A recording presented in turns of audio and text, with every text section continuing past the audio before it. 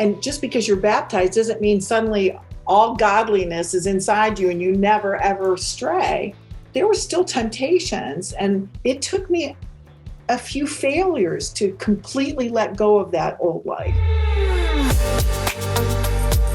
GMBA YouthCast.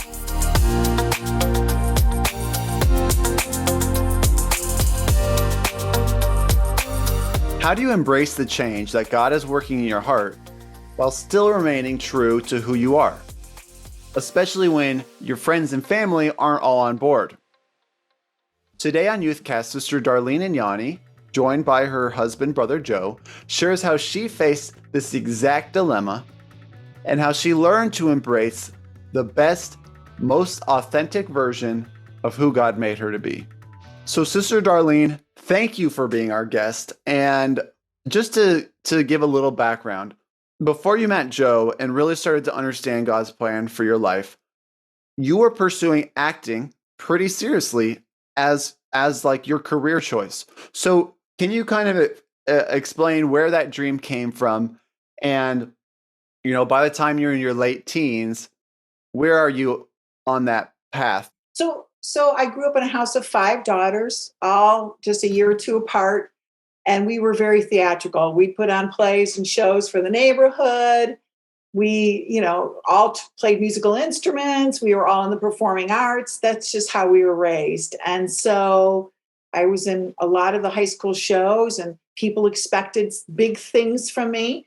And so I auditioned to go to a place called the American Academy of Dramatic Art in New York City. And it's a pretty famous place to study theater. People like Al Pacino and others have gone there. And I was accepted. However, I was only 17 years old when I was graduating from college, and my parents were absolutely against me going to live in New York City as a 17-year-old. So they said, no, go to college, and go to college for a year and then see if you still want to follow your dream and become an actress. So I went to Michigan State University instead of going to New York to study acting. And what are you studying and how is that going? I'm studying theater arts, and I quickly found out that even though I went to a Class A big high school with 600 graduates, I was a big fish in a little pond. But at Michigan State, I was a little fish in a big pond. I realized that a lot of people had talent. I wasn't certainly the only one by any stretch of the imagination, and it was discouraging.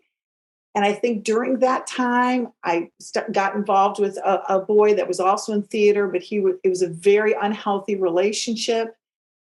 I was a little bit prone to just being depressed. Things weren't turning out the way I liked. I wasn't going to New York to be a star. I stopped taking theater classes. I started living an unhealthy lifestyle, and the choices that I made, going out every night and not attending school, literally flunking my classes, and just aimless. I was very much aimless in my life, my freshman year of college. Kind of in this aimlessness, where do you go from there? How do you kind of find a direction when you just feel like there's nothing? That's a really good point. I one day remember very vividly, it was my second year of college, just in the fall, early fall. And I was going to go to a football game. So I said, well, I need a new outfit. And I walked into a clothing store and I grabbed all these clothes, went into a changing room, closed the curtain, and just looked at myself in the mirror. It was like the first time I really had looked in myself in the mirror, face to face with that glowing fluorescent light. It was the first time I really looked at myself in a long time. And I hated what I saw. I didn't recognize myself physically. And my eyes just seemed devoid of joy. And I remember falling down to my knees on the carpeted rug and sitting in front of this mirror and just bowing my head. And I spoke out loud. I said, God, if you're real, if you even exist, would you please help me? Just please help me. It was a simple cry, but it was a cry of wanting to believe in God, wanting to renew my faith, wanting to have some kind of purpose, because I was truly broken and I was praying to a God I wasn't even sure existed. But something changed in me that day. Something profoundly clicked in me because when I got up off my knees, tears streaming down my face, I had, I can't even explain it, just a renewed bounce or energy in my step. And I started eating healthier. I started losing weight. I started to attend my classes, and the few weeks go by, and I just have a better attitude. And after a few weeks, I go to another city, Ann Arbor, another city where another university is there, University of Michigan, and I meet out of hundreds of people in a room, the only other man wearing a Michigan State outfit in enemy territory, and it was Joe. He and I were the only people in the room wearing Michigan State colors. And we started to talk. That's a whole nother story. I won't get into detail. And he and I started to date. So both of you guys kind of had a really heartfelt prayer that kind of changed the trajectory of things. Yeah. Absolutely. What do you think is like about those specific prayers or about certain prayers like that catch the Lord's attention or that seem like they carry a weight with them or a change? I was truly at a loss. And he, in my brokenness, he could work with me. Up until then, I thought I could fix all my problems myself. And I just was spiraling downward because my choices were so poor. And I had to get to the point where I just had no other choice but to go to the Lord. And he knew I was desperate. And I think that's what got his attention. My brokenness got his attention. Yeah, I think a lot of times when we feel like we got it all together or we got it all under control, sometimes, at least for myself, I'll my prayers will be something like, "All right, God, this is what I'm gonna do. Please bless it." You know, it's like I got a plan, so we're going for it. As opposed to those prayers where you say, "God, I really I need you, and I want your plan, and I'm ready to listen to what you have to say." It's like I feel like that's kind of the humility that the Lord is seeking for and that He honors. Yes. I think again, I think you're exactly right. And it's when you really truly 100% give it to God. And often is we have to be often really broken or humble ourselves and not, again, as you said, like just bless what I'm going to do. It's like I'm willing to do whatever you ask me to do, whatever direction you show me to go, I will go there, as opposed to trying to influence the direction of where you're going. Right. So I meet this man, but it's not because of Michigan State that I felt a connection with him. In my mind, I wanted to end the relationship with this man, this other gentleman, that I just knew he was very bad for me, bad for my mental spirit, but bad for every part of me, who I was as a person. You know someone's good for you when you're with them and they make you want to be the best version of yourself. And that's what I found in him very, very quickly. And I guess I would say the best thing he did as a person in the church, dating a person not in the church, was he didn't hold back who he was. He told me right away who I am, a Christian. I belong to this church, and I'm not going to the clubs with you. I'm not going to join you drinking and smoking and doing all this. I don't do this. He didn't swear, which I just found very interesting because I unfortunately had very challenging vocabulary. So I didn't know, like I'd never met anyone like him. He intrigued me. His integrity intrigued me. You know, I would do little things all the time, like lie. Like my roommate wanted to ride home for us to Detroit. We were going to go visit his family. And I would say, "Oh, I'm not going that weekend." He goes, "Why did you lie?" I said, "Because I want to be alone with you." He's like, "That's not right. Go back and tell her to join us." And I'm like, "What?" He operated at a different level than I did. And by being around him, just simply by being around him, it helped me look at myself and say, is this the kind of person that I really want to be? Or do I want to be more like him.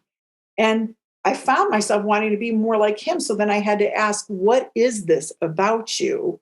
Where does this all come from? Is it how you were raised? And I quickly realized a lot of it was most of it was his faith. He was a baptized member of the Church of Jesus Christ, and he wanted to tell me about it and show me about it. So how did you end up getting to know the church a little bit and kind of making that decision eventually to give your life to Christ? I was riding my bike one day along the river with Joe, and I fainted, completely fainted. And I had been having fainting spells. Maybe I wasn't eating enough. I don't know. That's what I thought was the reason. He took me to the hospital. They tested me. They came back and said, "You're diabetic," which diabetes does run in my family. So in some ways I wasn't surprised, but I was very discouraged. But this is when Joe sat me down and said, "We believe in our church in something called fasting and praying." I'm like, "What does that mean?" And he explained that people will abstain from food or from drink and really give themselves to prayer.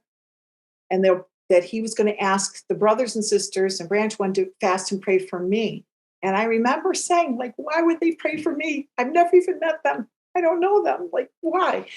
And he said, they love me, so they'll pray for you. And I said, "Oh, okay." And he called. I don't know who he called. I think presiding elder. And they fasted and prayed for me. About a week goes by. And he's like, "Let's go back to the hospital. Let's get you retested." I was retested and I had no diabetes. And I've never been diabetic since. Wow. So I started attending as often as I could, even though it was about an hour and a half drive. We'd go home on weekends, and Joe would take me to church. And I fell in love with it, fell absolutely in love with it. And I went one day and a sister stood up and she was wearing a dress that I donated. I had cleaned up my closet, and they had like a coat closet there that they would give clothes to any members or people off the street that needed clothes. And this woman stood up in a dress that for me was a rag, but to her, she stood up and she twirled in the aisle and said, "I just want to thank God for this beautiful dress that I got today. I'm so grateful. It's my first new dress I've had in a long time." And when she testified, I hadn't planned it. I jumped up and I just started crying, and I asked to be baptized. And as we were driving to the river, I was looking out the window, and again, the Lord spoke to my spirit, and he reminded me that 5 years earlier, I was hit by a car, and I was in the hospital for 2 weeks. And he said, "I saved your life that day so I could save your soul today." Wow. And so I was baptized 1 year after meeting Joe, meeting his family, meeting the family of God, and coming to church. And I loved it, and I embraced it very quickly. I will tell you, there was a lot of challenges with my family. They thought that I would join something that they were very uncertain about. And they questioned it all the time. And they made my life difficult for me. They would challenge me. Like, they would make me do jobs, and my other sisters would be sitting there. And if I argued back with them, they'd say, "Oh, well, that's not very Christian." They were constantly pushing my buttons to see if I would react. They wanted to know if this newfound faith of mine was real. And I remember my dad, who I was particularly close to, he sat me down and he said, "I like the old Darlene better than this one."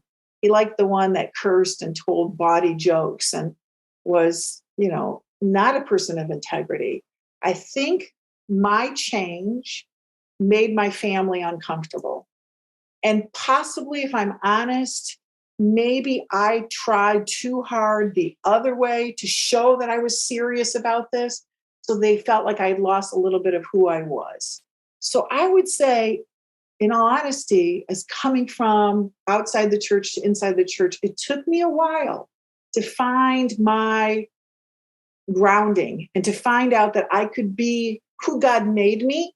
The talents or gifts that God used me, I can use those. I can be who I was meant to be, but a better version than who I was before. And so once I could find that balance, like, I'm now super close to all my sisters, my family, and I'm actually the president of our family company over my older sister and the other three sisters, because I think people see that my integrity and my word is real. What was it like, I guess, to kind of deal with this sudden and change in just how you spend your time and what's right and what's wrong? I didn't miss going to the clubs or smoking cigarettes or drinking. I didn't miss that. Um, but there was times he graduated a full year before I did. And there was times I was lonely. And so my only friends were my old friends, right, at Michigan State. He's now back in Detroit going to law school. And just because you're baptized doesn't mean suddenly all godliness is inside you and you never ever stray.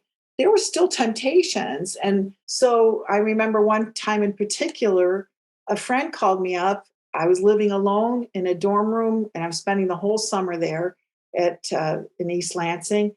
And they said, why don't you come out with us? Let's go to the clubs. Let's go have a good time. And I hesitated for a second. I said, you know what? Sure, I'd love to. And I hung up the phone. And as soon as I did, I heard a crash in the next room. And I ran to the next room. And what was in there was on the floor, broken, this beautiful wind chime that one of the sisters in the church had made for me. And it was all hearts, beautiful little hearts. And then the dead center was this ginormous heart. And I think it said something like, Jesus is love in the middle. And I had tied it very tightly around and around a curtain rod so it would no way fall down because I was worried about it breaking. It looked like somebody had taken scissors to it. It had fallen to the floor. All the tiny little delicate hearts on both sides, not broken, but the one in the dead center with Jesus on it was broken in half, just in half. And I picked it up. And when I picked it up, the Spirit spoke to me and said, if you do this, you will break my heart. And I knew I couldn't go back to that old life. I had to let it go. It took me a few failures to completely let go of that old life. But I remember distinctly that was the last time I even ever felt any temptation. So your whole, I guess, like life purpose and meaning has changed now. How does this affect your plans as far as your career and your schooling? Because you're planning on being an actress. So I didn't know what to do. I mean, I was one of those people, I think I took almost 6 years to graduate undergraduate school because I went into anthropology and social work. I wanted to join the Peace Corps, but I was actually turned down because I didn't have any skills. So I'm like, what am I going to do with my life? I took an introduction to elementary school teaching. I had no interest in teaching really. But I saw the power of a very, very powerful teacher that I observed one day. She was outside with her kindergarten class, and the kindergartners are all eating the snow. And this teacher, just a beautiful little cherub of a teacher, said, children, please don't eat that snow. It's not clean. And they're like, why?